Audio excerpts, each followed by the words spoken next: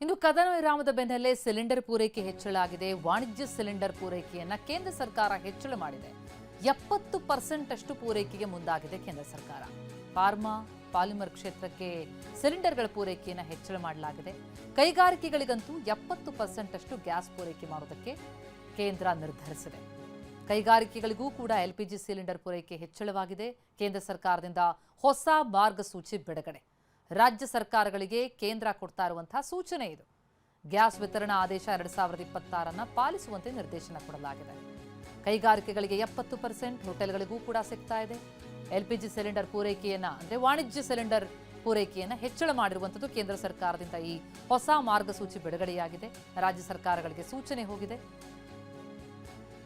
ಇನ್ನು ಪಿಎನ್ಜಿ ಸುಧಾರಣೆ ತಂದಂತಹ ರಾಜ್ಯಗಳಿಗಂತೂ ಹೆಚ್ಚುವರಿ 10% ಎಲ್ಪಿಜಿ ಕೊಡೋದಕ್ಕೆ ಕೇಂದ್ರ ಮುಂದಾಗ್ತಾ ಇದೆ. ಸಮಾಧಾನದ ವಿಚಾರ. ಹೋಟೆಲ್ಗಳು ಕೈಗಾರಿಕೆಗಳು ಬಹಳ ಪರಿತಪಿಸ್ತಾ ಇದ್ವು. ಈಗ ಪೂರೈಕೆಯಲ್ಲಿ ಹೆಚ್ಚಳ ಮಾಡಲಾಗಿರುವಂಥದ್ದು 70% ಗ್ಯಾಸ್ ಪೂರೈಕೆಯನ್ನು ಕೈಗಾರಿಕೆಗಳಿಗೆ ಕೊಡೋದಕ್ಕೆ ಕೇಂದ್ರ ನಿರ್ಧರಿಸಿದೆ. ರಾಜ್ಯಗಳಿಗೆ ಈ ಬಗ್ಗೆ ಸೂಚನೆಯನ್ನ ಕೊಟ್ಟಿದೆ. ಹಾಗೆ ಹೆಚ್ಚುವರಿಯಾಗಿ 10% ಅಷ್ಟು ಪಿಎನ್ಜಿ ಸುಧಾರಣೆ ತಂದಂತಹ ರಾಜ್ಯಗಳಿಗೆ ನೀಡಲಾಗ್ತಾ ಇದೆ.